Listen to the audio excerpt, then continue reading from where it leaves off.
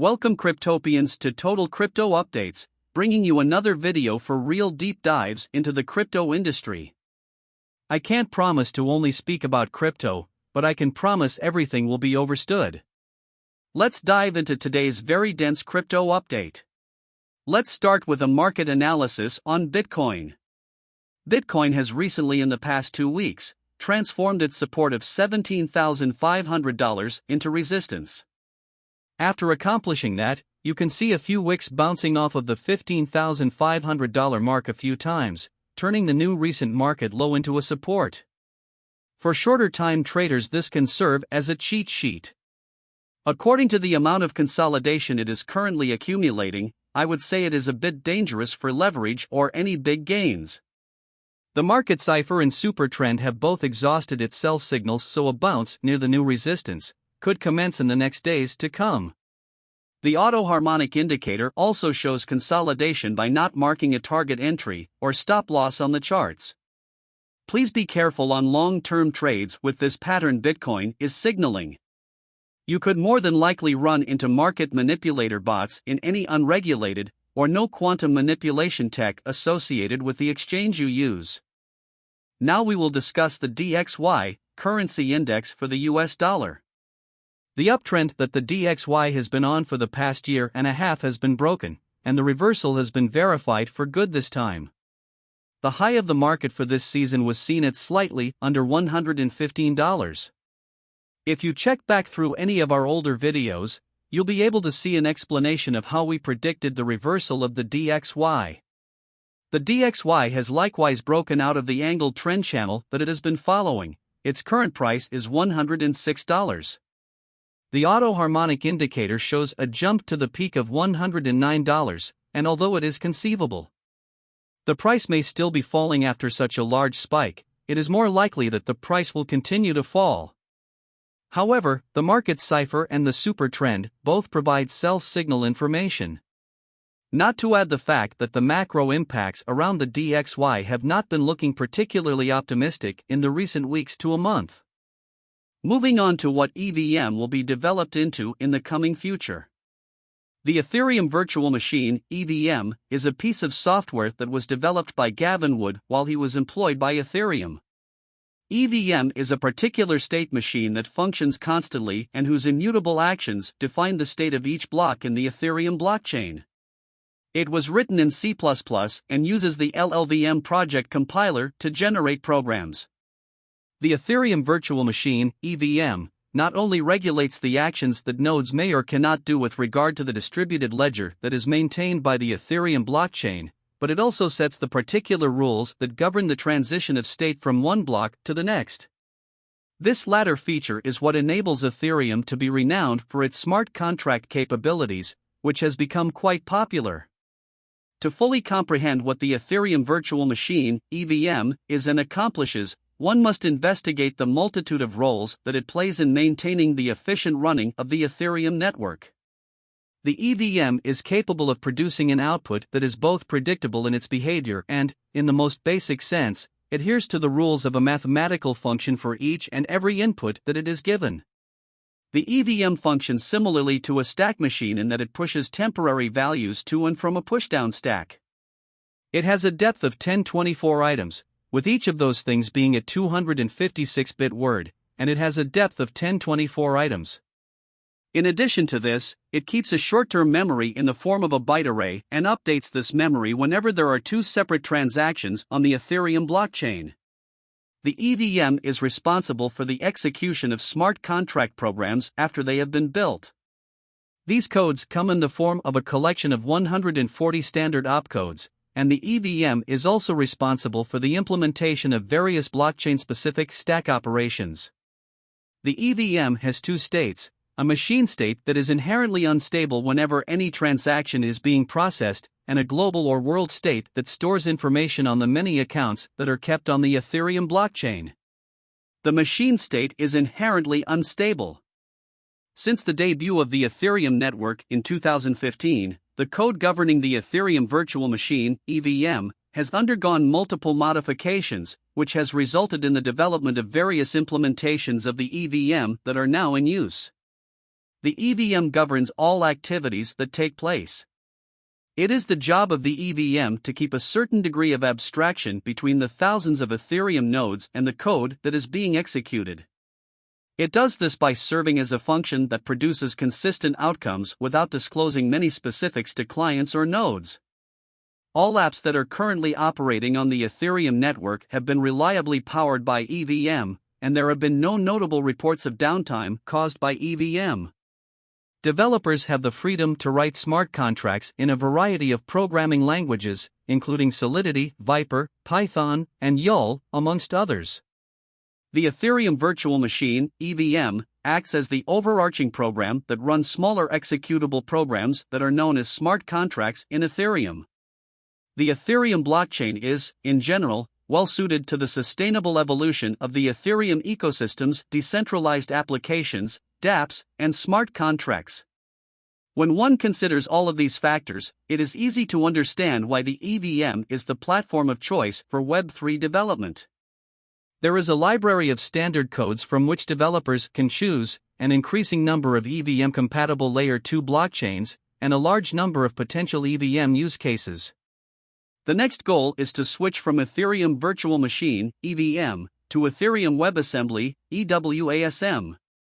eWASM, which was developed to be extremely modular and independent of any particular platform, is being heralded as the next game-changing addition to the Ethereum protocol. It has the potential to encourage other blockchains to utilize this runtime environment for smart contracts as well. Next, we have Solana in more trouble than ever in the next coming weeks. What will come of this? There is a low chance that the Solana tokens belonging to Alameda that are now being held for staking will be unlocked in the foreseeable future. Because FTX and linked structures are now going through the bankruptcy and liquidation processes, which can take anywhere from 5 to 10 years depending on the circumstances, this assumption is warranted. Diving deeper into the Solana compass, the controversial cryptocurrency trading business Alameda Research still possesses 48.6 million SOL. This was the means by which FTX management controlled and benefited from the market using user cash. Alameda's balance sheet reveals that the company has $1.2 billion invested in Solana. It is not the ultimate known magnitude of the stake held by the collapsed trading business that 48.6 million SOL indicates. Furthermore, in terms of money, that volume has already reached $700 million. As you can see, the unlocking of Solana staked coins are in the millions for December.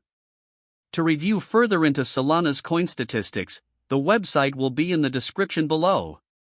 Moving on, and to me this is news, and very good news for our crypto market, with two maybe more of the world's leading programmers on the same path. An enormously famous figure in the cryptocurrency industry, David Gokhshtein, has tweeted about Vitalik Buterin, Elon Musk, and a number of other people putting in an effort to get Dogecoin to a place where it can function at its optimal level. This indicates that the two will need to collaborate, which is something that I consider to be an epic endeavor. In October of 2017, the Dogecoin Foundation was brought back online, and Vitalik Buterin and Jared Berkel, a representative of Tesla, were brought on board as advisors. Buterin's father, Dmitry, stated that the involvement of his son was an encouraging development since it had the potential to assist Doge in becoming a superior coin. On the other hand, Elon Musk has been collaborating with developers of the dog-inspired cryptocurrency Doge for years now to make it a more environmentally friendly and cost-effective alternative to Bitcoin. Market analysts now anticipate that the electric vehicle tycoon who just acquired Twitter would soon integrate the cryptocurrency Dogecoin into the social media platform, Twitter. David Gokhshtein's tweet stated, "I feel that we'll all see Vitalik and Elon working together to somehow upgrade $DOGE." Now on how crypto companies can provide proof of reserves by Coinbase on Coinbase blog. Coinbase, the largest cryptocurrency exchange in the United States, has announced the introduction of a new effort designed to assist foster more openness among organizations operating in the field, particularly with relation to proof of reserves. A post published by Coinbase on its very own blog reveals that the company is investigating new ways to prove reserves by making use of more crypto-native methods. Additionally, Coinbase has announced a developer grant program with a total value of $500,000 in order to encourage others to do the same. The statement from Coinbase continued. Millions of people recently put their money and trust into FTX and were taken advantage of. This should never have happened. The resulting fallout has caused some crypto firms to struggle with liquidity, which has sparked a needed discussion regarding proof of reserves and the liabilities of a crypto exchange. Proof of reserves is a way to verify that a platform holds enough assets to match their users' deposits. That way, if a user wants to withdraw their assets, they know they'll actually get them back. The best course of action for a custodian like Coinbase would be to assist you in verifying the presence of your assets even in circumstances in which you do not directly own the private key.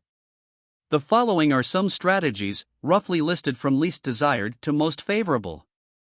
Self-attested proof of reserve, POR. Also known as proof of assets. In this technique, the platform discloses their addresses and provides proof, such as a signed message, that they have access to the associated private key. Third-party audited POR. As above, but conducted by an independent third party. Self-attested POR and liability, POR-L. As above, but including both a proof of assets and a proof of liabilities, generally using a Merkle tree to allow for customer validation of the inclusion of their specific balances in the total liability amount. Third-party audited POR-L. As above, but conducted by an independent third party. A solely on-chain procedure, such as publishing addresses and signing a message with that address's private key, does not verify that liabilities are smaller than assets in a POR system. A third party checks for negative or missing balances in an audited POR-L scheme using Merkle trees. This can lead to privacy risks, including revealing client balances or platform-level activity statistics. If the entire tree is shared, all account balance data is exposed, even if paired with a random identity.